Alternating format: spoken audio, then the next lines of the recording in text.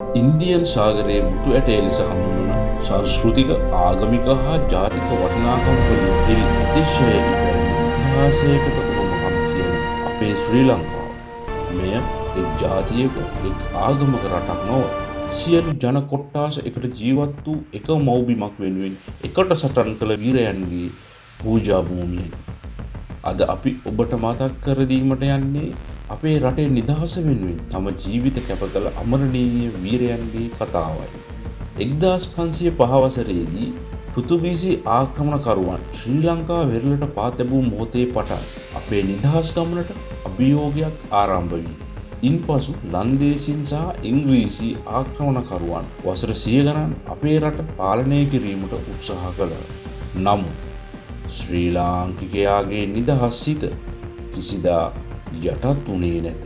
සීතාවක රාජධානියේ මායාදුන්නේ රජතුමා විදේශ ආක්‍රමණකරුවන්ට එරෙහිව රටවැසියා ඒකරාශී කරමින් සටන් කළා. ඔහුගේ පුත්‍රයා වූ සීතාවක රජතුමා පෘතුගීසි බලය ශ්‍රී ලංකාවෙන් ඉවත් කිරීමට දැඩි ලෙස සටන් ගෙන ගියා.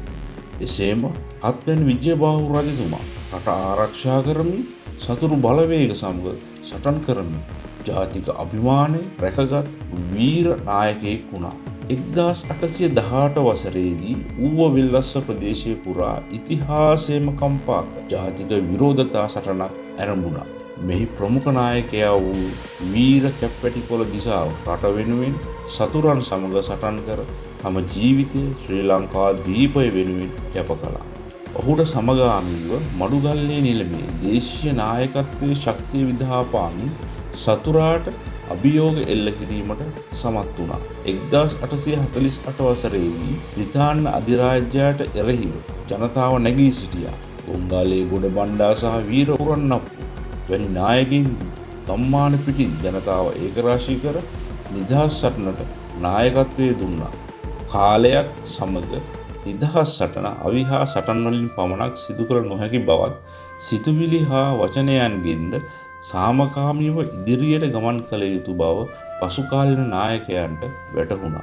අනගාരിക ධර්මපාලතුමා බෞද්ධ සංස්කෘතික හා ජාතිකත්වයේ ලාංකීය ජනතාව වෙත නැවත උදා කළා.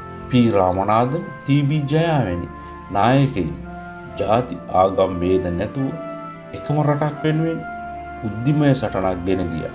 මෙම පූර්ණ නිදහස් ගමනේ අවසාන පියවරට නායකත්වය ලබා දුන්නේ ඩී.එස්. සේනානායක මහතා. සාමකාමීව හා නීත්‍යානුකූල අයුරින් 1948 පෙබරවාරි 4 වැනි දින ශ්‍රී ලංකාව නිදහස් රටක් බවට පත් වුණා.